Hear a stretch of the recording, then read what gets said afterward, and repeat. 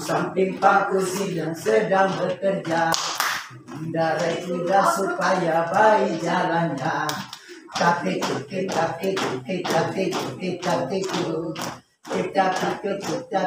suara Pak Kuda bersuara dong.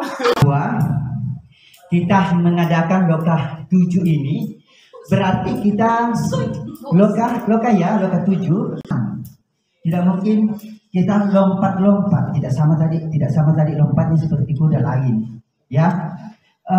Olehnya itu kita akan nanti mengevaluasi program yang dibuat di Loka 6 dan seperti apa ide-ide program kita selanjutnya.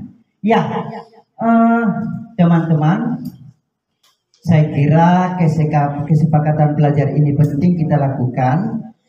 Supaya tujuan kita dapat tercapai, tujuan pertemuan kita dapat tercapai dan kesepakatan kelas juga ini membuat kita menyenangkan, nyaman di dalam belajar. Baik teman-teman, tolong Ibu Risma ditulis di depan dulu kesepakatan apa yang perlu kita ambil. Mungkin ada ide gagasan dari teman-teman. Minum kopi tepat waktu. Ya, minum kopi tepat waktu. Minta tolong ditulis. Mana sapi loh? Oh iya, teman kalau begitu. Oke, ya baik. Iya, minum kopi tepat waktu, tapi mungkin dia dibawa nanti. Tapi itu kesepakatan kita ya. Silakan, nggak apa-apa masalah. Tapi ada di situ nanti panitia. Ya, oke. Kesepakatan kita yang lain teman-teman apa? Pameran yang paling lama. Pameran karena sekarang yang pertama tadi ini festival panen hasil belajar. Berarti ini yang diutamakan ya, utamakan pameran. Jadi menyeting waktu itu utamakan pameran. Oke, boleh. Efisiensi waktu. Ya, efisiensi waktu. Ya. Nah, karena pameran ini, ya mungkin dari teman-teman apalagi. Bagaimana berbaginya, bagaimana dalam menuangkan gagasan seperti apa, silakan. Ibu Betri, silakan. Saling menghargai. Selamat datang Ketua Yayasan. Selamat datang Ketua Yayasan. Iya, Tiranus. Boleh, 2, tambah lagi teman-teman. Ya. Menjaga ketertiban dan keamanan, ya. Menjaga ketertiban dan keamanan kelas.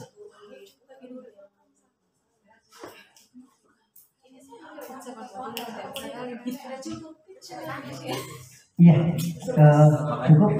Kurang satu lagi. Ya, nah, masih ada kendalanya Pak, motornya lagi kerja. Jadi sementara. Oh sudah, cukup. Ya. Sudah ada di depan. Oke. Ya, baik. Menjaga ketertiban dan keamanan kelas. Ayo, silakan teman-teman. Hindari cari rokok. Selamat pagi. Selamat pagi Ibu. Salam sehat. Ya, masih ngos-ngosan bodong. Ya. Masih ngos-ngosan. Oke, tambah lagi silakan. Minum kopi tepat waktu. Katanya minum kopi tepat waktu, tanda kutip Pak panitia ya. Teh boleh terlambat. Tanda kutip. Teh boleh terlambat. Ya, masih ada. Silakan kita tambah apa lagi. Bagaimana dengan HP-nya Pak? Misalnya saja ya, keempat kelas berbagi calon guru penggerak. Ini nanti yang akan kita lakukan selama dalam lokal 7 ini, dan terakhir tadi itu bagaimana kalau saya silakan saya panen raya. Anggaplah bahwa kita mau panen hasil ya, panen raya benar-benar dari lokal 0 sampai 6, P0 sampai 6, Ini nanti kita buktikan pada lokal 7 melalui panen hasil. Ya, baik teman-teman, sebelum lanjut saya akan bagi kelompok dulu. Kelompok nanti yang sama akan duduk pada meja yang sama. Ya, nomor yang sama pada lokal 6.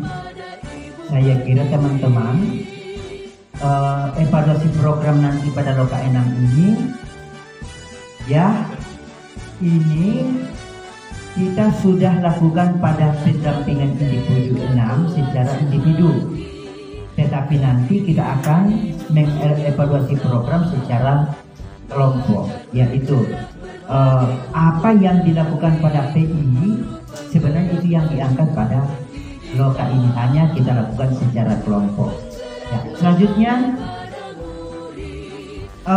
CGP nanti akan mampu menjelaskan program yang nantinya juga CGP akan menuangkan, akan menyampaikan dan menyatakan ide untuk program-program selanjutnya.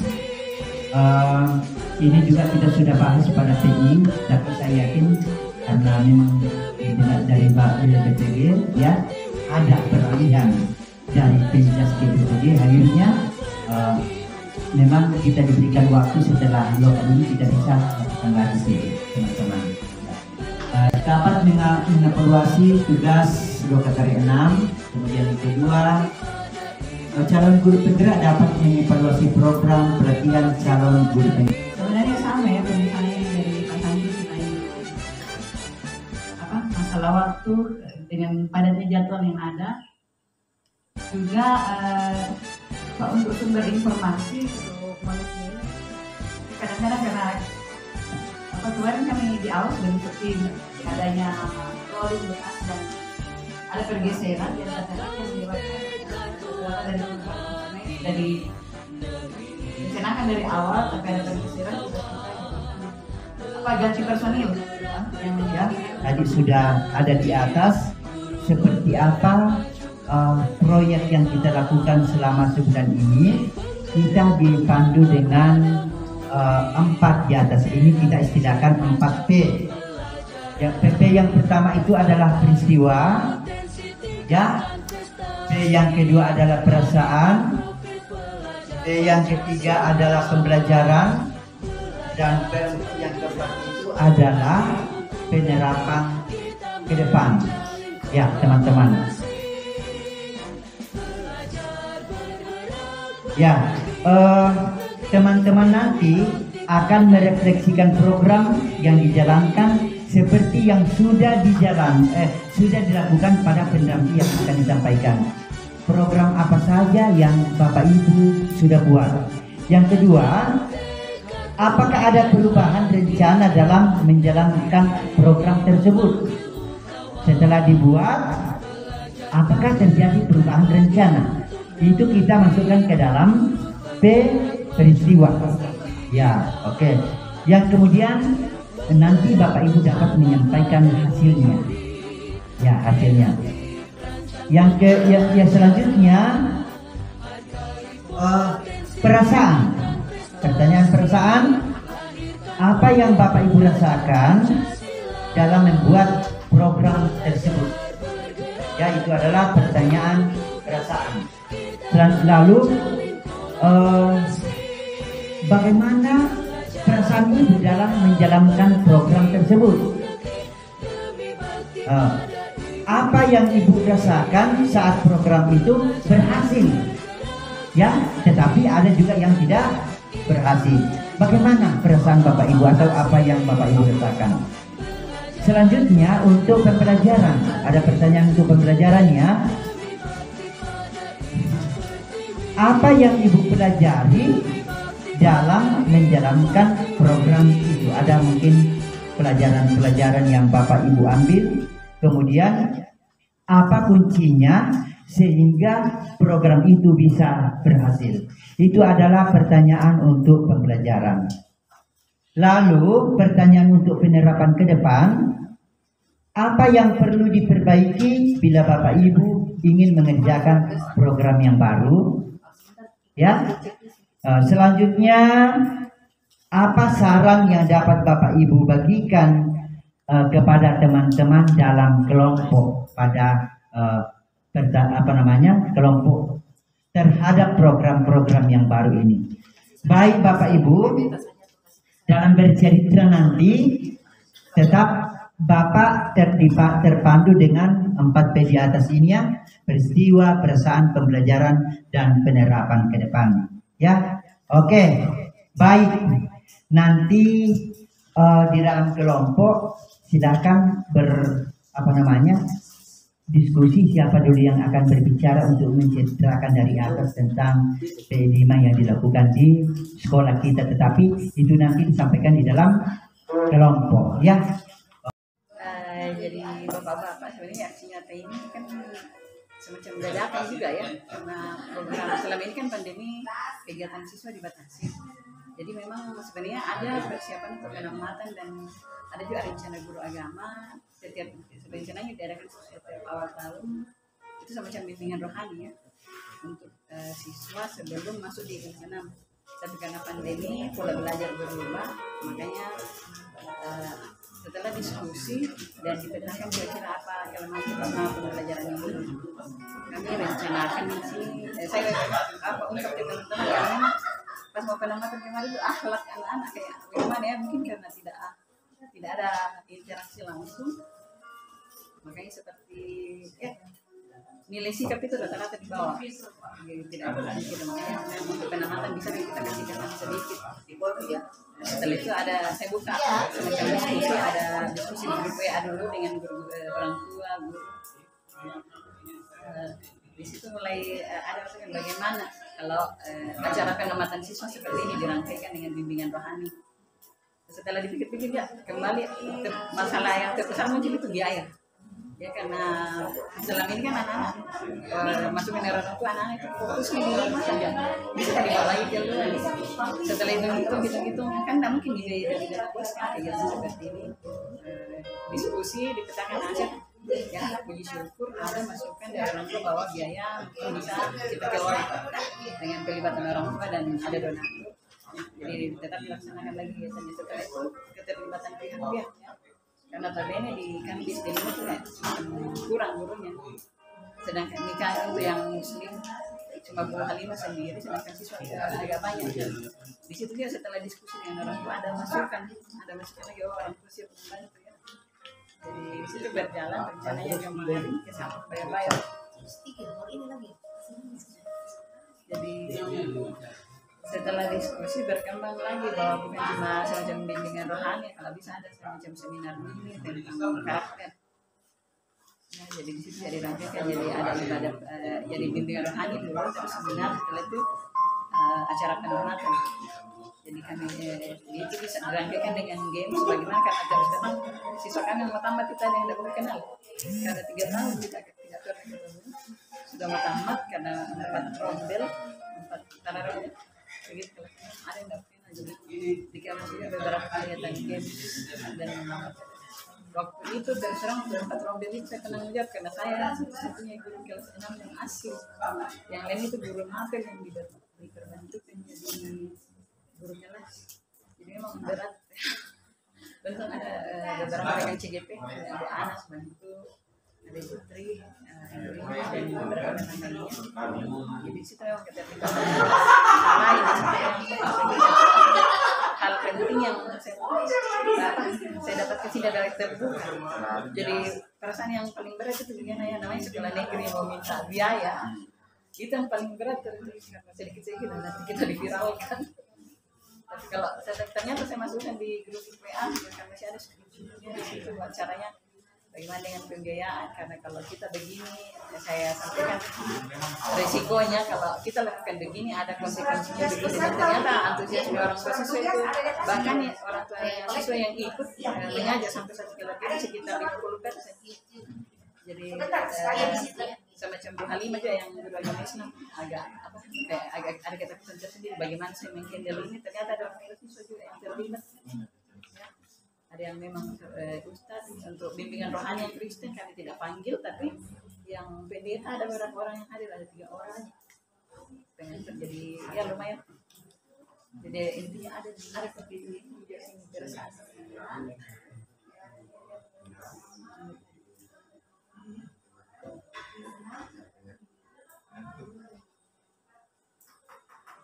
Ini bukannya. Silakan kalau ada nanti atau Silakan, nanti Pak. ada sedikit. Oke, kalau saya yang programnya berdampak pada muridnya seperti yang kalian rancang di awal, yaitu ada pertahanan mobile ya. Saya rasa dulu tiga dan kemudian bisa simpan ada 4 pertahanan mobile. Awalnya kita rancang program ini untuk peningkatan literasi ya. Pertahanan mobile di mana program awalnya dulu setiap anak ada perwakilan yang akan nanti mengkoordinir tentang literasi, misalnya mengecek buku-buku saya dari perpustakaan, karena misalnya kan kendala anak pinjam buku biasanya kan ini buku di itu belum kelas.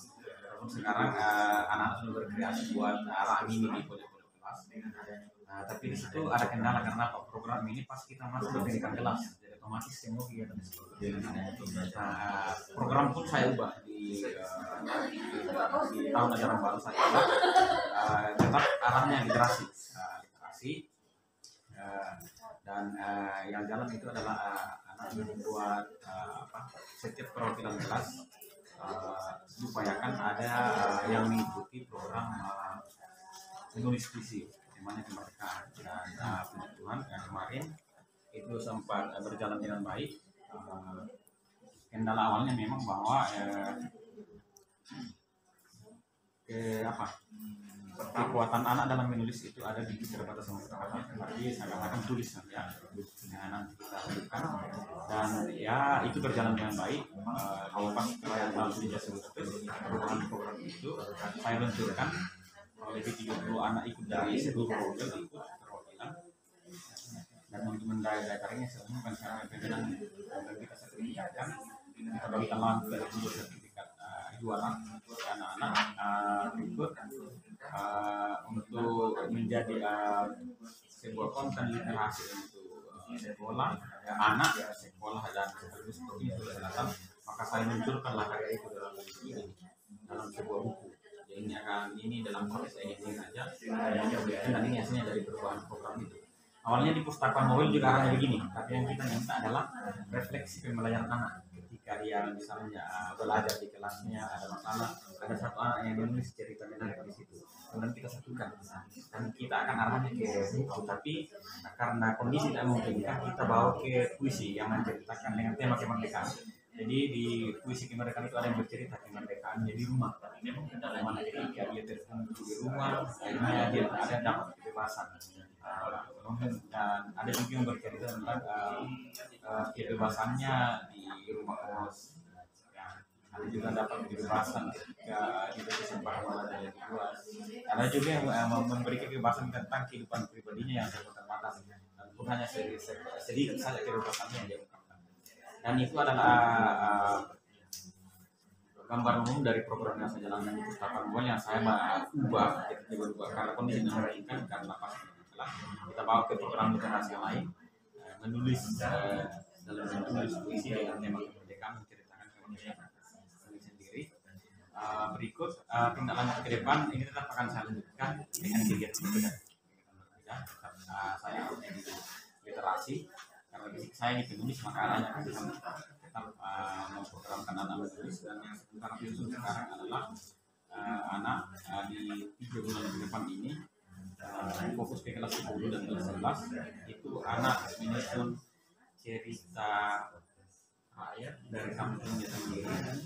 Ya, jadi bukan lagi cerita langgeng atau tinggal di kampung itu, tapi membawa cerita unik dari kampungnya. Misalnya yang kalau kita ke Palembang ada batu besar 2 itu, yang besar itu di kanan. Kenapa itu kan primali kalau dipecahkan ya, karena primali kita cari tahu ceritanya kenapa itu mitosnya.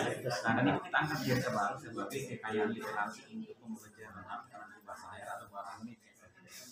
Karena ini programnya saya sudah jalankan 2 tahun ke belakang, lalu sudah ada beberapa yang masuk, misalnya asal mula Lembang Area, asal mula Lembang Tarompo, itu saya sudah punya ceritanya.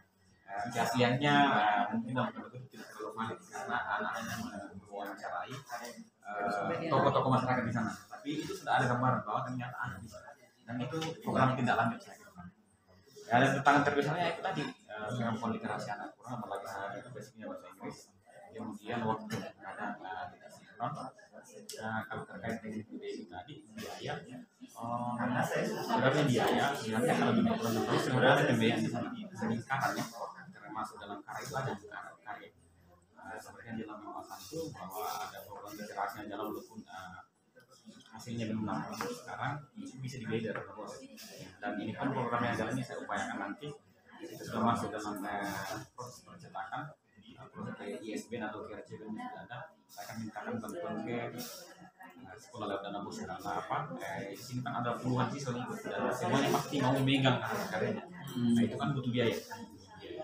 Saya itu dari perasaan pokoknya bahagia, tertantang, senang, yang jelas senang karena ada hasil produk pertama yang atas nama sekolah. Mungkin di kedepan Pak bisa juga berbagi tulisan. Saya sebenarnya mengajar teman-teman nulis. Ada beberapa tulisan tersimpan. Saya mau mengajar semua menulis, termasuk karena saya tantang mengajar struktur. Coba ceritakan apa yang kalian lakukan selama penelitian bergerak. Tulis saja apa nanya, kasih saya nanti saya tulis. Saya jadi bukan. Yang sekarang udah lama saya menjam ketulisan ada siswa dari SMA 1 Korea Utara, novel.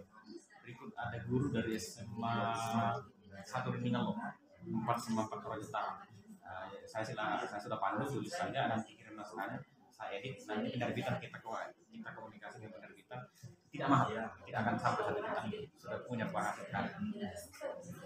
Mungkin ada tulisan Ibu Devi juga yang ada cerpen ya, tentang literasi juga. oh tentang Indonesia kebetulan ketuanya Ibu Yuli. Nah itu kita sudah punya prestasi memang tidak tertolong dulu kalau mau menulis kita bisa memfasilitasi.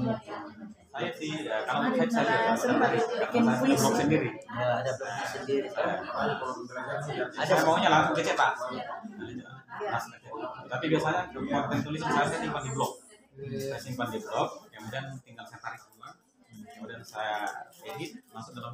Kalau kan saya kerja sama dengan ini, jadi karena kita difasilitasi dengan produksi. Saya juga sebenarnya di UNAS itu, tapi saya tidak bekerja.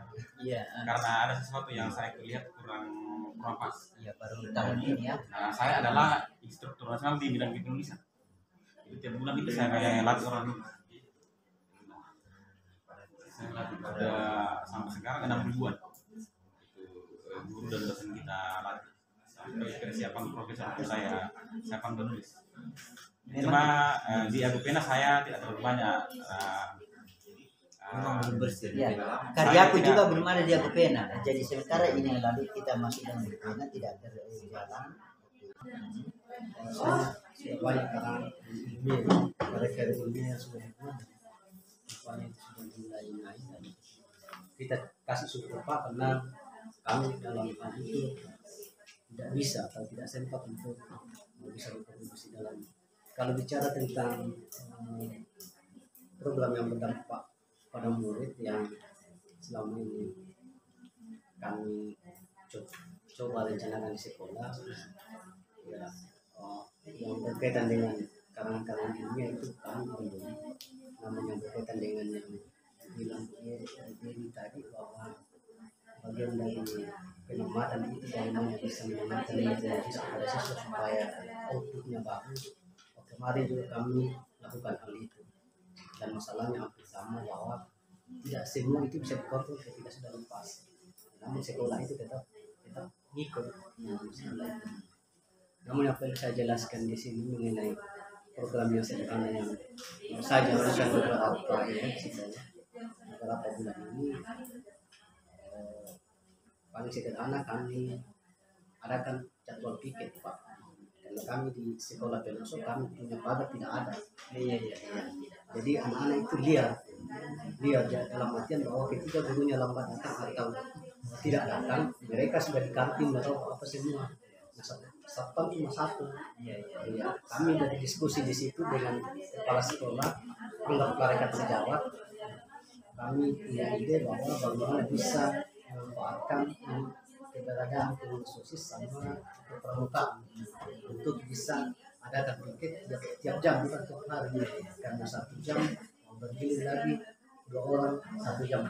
Jadi itu yang akan memantau dengan cara menulis atau langsung menyebut kalau memang bisa dipanggil langsung ditahan kalau memang. Tetapi kalau misalnya siswanya mungkin karakternya ini, ya tulis saja namanya nanti dilapor ke siswa dan nanti akan diproses oleh siswa akhir. Jadi itu saja Pak yang hal sederhana yang bisa kita lakukan.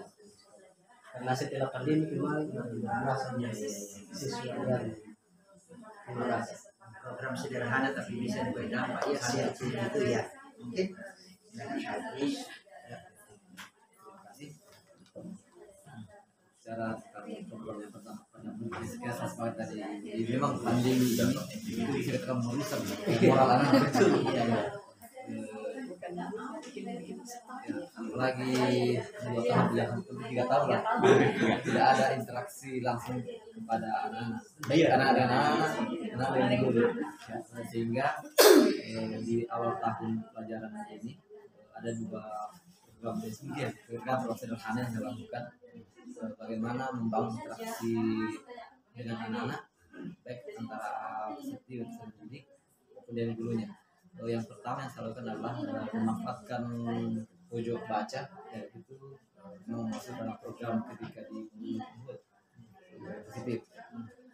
Jadi setiap pagi sebelum pelajaran kami ada waktu membaca 15 menit.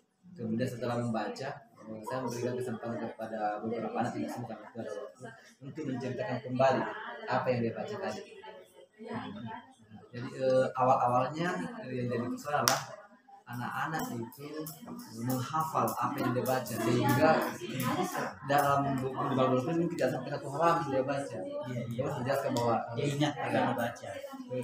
Pak Guru tidak, Pak Guru tidak menyuruhkan menghafal seperti menonton di rumah. Kan setelah menonton malamnya kalau nonton besok kan cerita sama kalian ceritakan apa yang kalian lihat. Nah, bayangkan sekarang yang kalian adalah televisi dan buku kamu baca, kalian ceritakan apa yang betul, apa yang kenapa Literasi. Nah, itu yang terus berjalan sampai sekarang. Kemudian yang kedua, program kedua makan bersama. Makan siang bersama, jadi anak-anak stop bekal.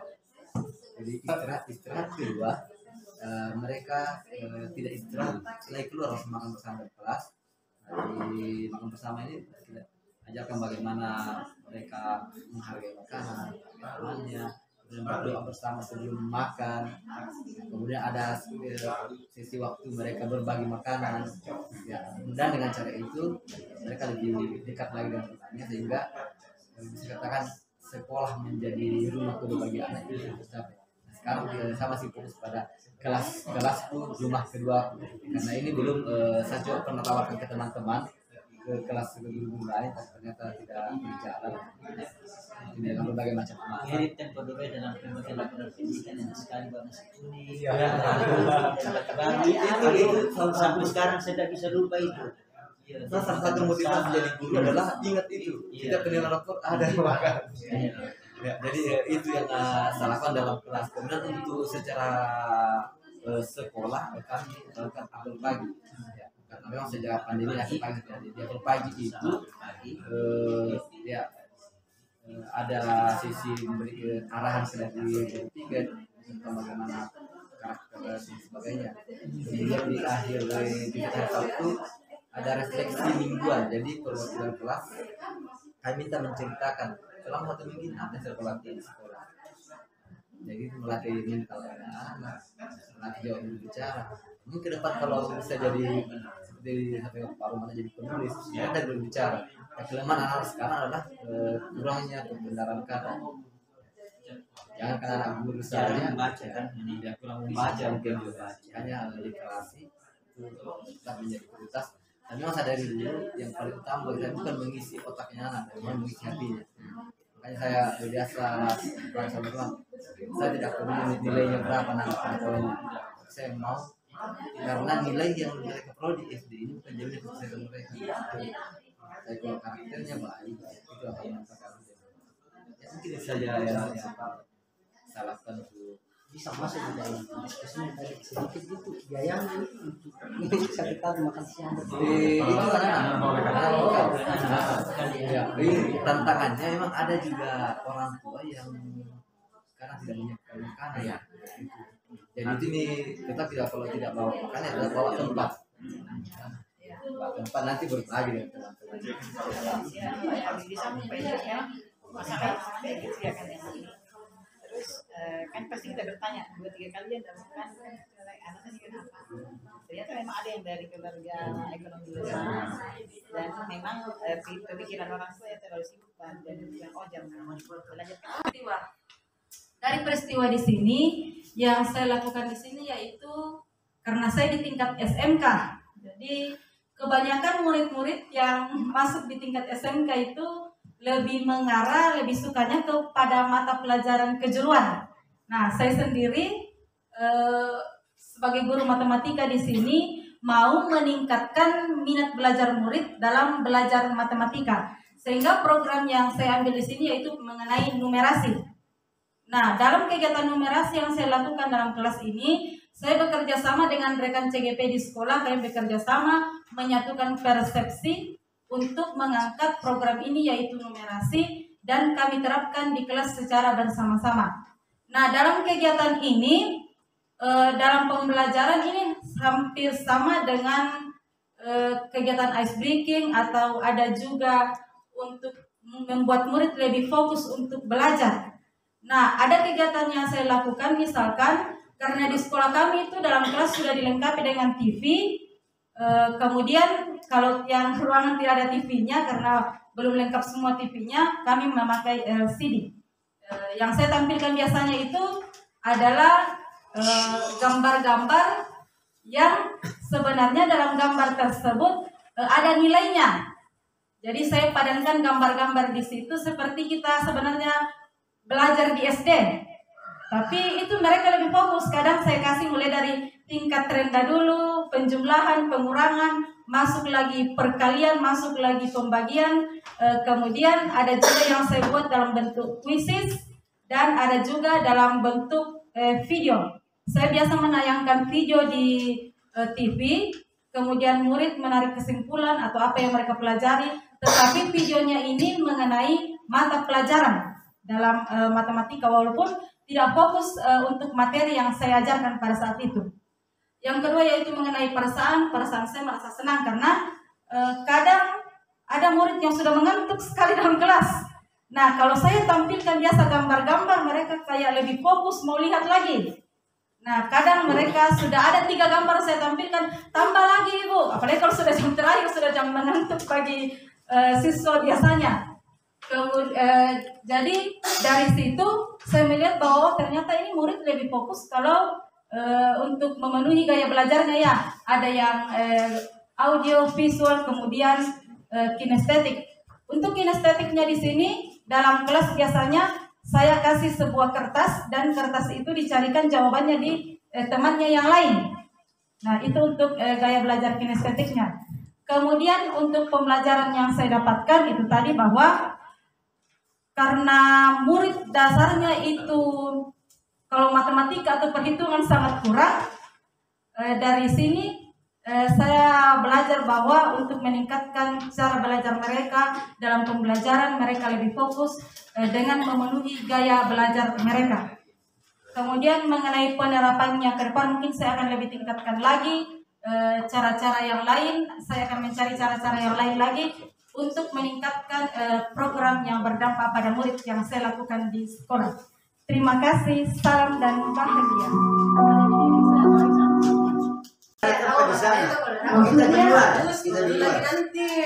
Kenapa dari tempat? Tadi kan kita sudah sepakat waktu meeting, lokasinya itu dibuka paling tengah jadi dari bagi 2. Jadi di aula memang yang digunakan begini. Iya, Di alam sadar.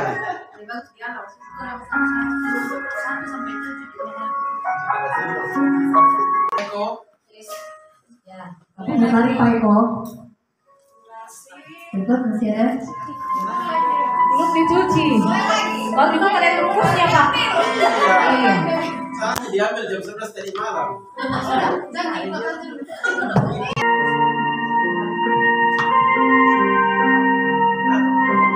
Silakan Bapak. Kenapa ini? Telepon atau SMS ya panggilan pelantikan tanggal 20. Amin. Saya doakan. Saya ucapkan bulan ini Pak, saya ucapkan selamat ya duluan. Siapa tahu nanti lagi dari ucapkan selamat ya, saya sampaikan selamat. Iya.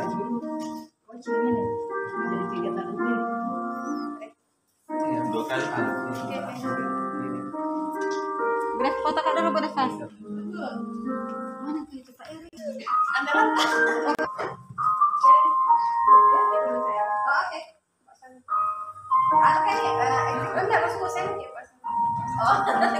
Ada gambar ini yang menulis kepala sekolah. Coba kepala sekolah begini. Biar emosi ini. Lihat ya. Oke. Dia tuh begini atau begini? Yang di sana. Hah? Siapa ini? Satu kali lagi. Oke. Kan katanya cuma lihat ini. Coba nih Pak kepala sekolah Ibu. Aduh. Luar biasa. Titik 2, titik 3. Kalau melambung Pak itu weser kanan dulu Pak. Dia mana weser kanan juga kiri. Kata tadi Pak. Katanya, ya kebiasaan dia yang melambung dia melambung kiri kanan. Kita dulu. Iya. Ini Pak Ira jangan setelah. Oke. Subhanallah. Bisa pakai. Periksa dulu kancingnya, jangan sampai terbuka dari rumah.